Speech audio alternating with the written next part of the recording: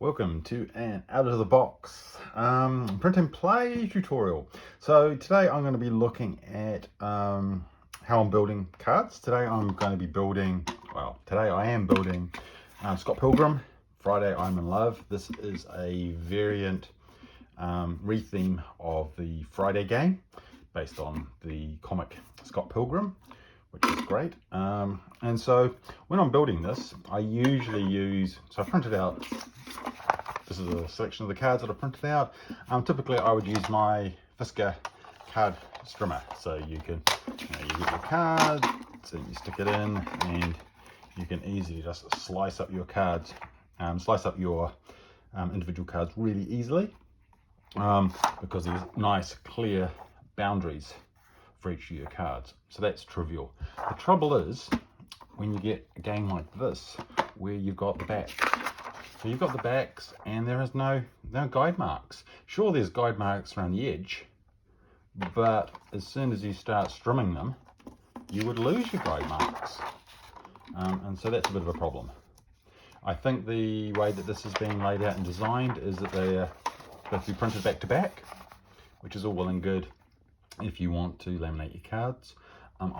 Or you can put it on more kind of card-like paper. I like to just print it on normal paper and put a magic card and then sleeve it. So that's not going to work for me. So I can't use my viscous trimmer on the backs, which is a bit of a pain. So what do?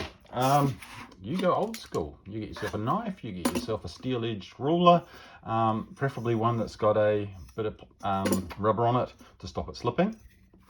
And what I'm going to look at today is the tricks, well, kind of a trick of how I cut this out, because again, if you start cutting on the edges, you'll lose your guide marks. So you've got to cut within the edges. So you want to make sure that your blade is quite sharp.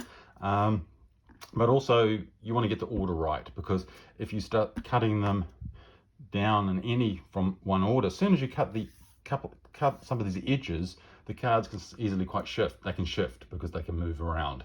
So the trick is to cut the middle ones first and then do the outside edges, which I will demonstrate now. So I always like to do the short edge first, and I'll do the long edge at the end. And pick the middle ones, because the edges are secured. So you can get that straight edge on there. So the first thing we're going to do is cut off the middle one here. And again, you've got to do it from the inside. And then stop there, because you want to keep the card still attached. It'll all pop out at the end. Then we'll do the other middle one. And because the edges are still secure, it's going to stop the cards moving around, which is more obvious when we do the final cut. So we'll do the edge on this side. And again, doing it inside the white boundaries, and then we're going to spin this around and then do the next one.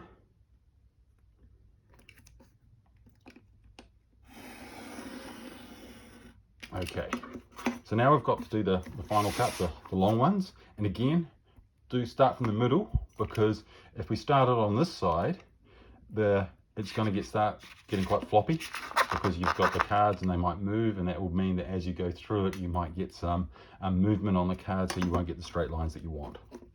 So you start from the middle one, line that one up.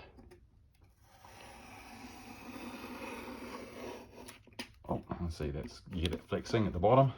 Then we can do the other middle one, and you can see, because I've made that first cut, the cards can be a bit flexy. And so if we'd gone across from this side, by the time we get to this last one, they're really flexy, and you don't want that, because your guides are only on the outside. So they've been detached because of your previous cuts. And so by doing this from the middle first, everything's been reasonable. There we go. And then, because we've got a secure edge down there, we can just do these edge ones, and they doesn't matter that the other ones are moving about, because these ones are still attached to the white border. And I can spin that around,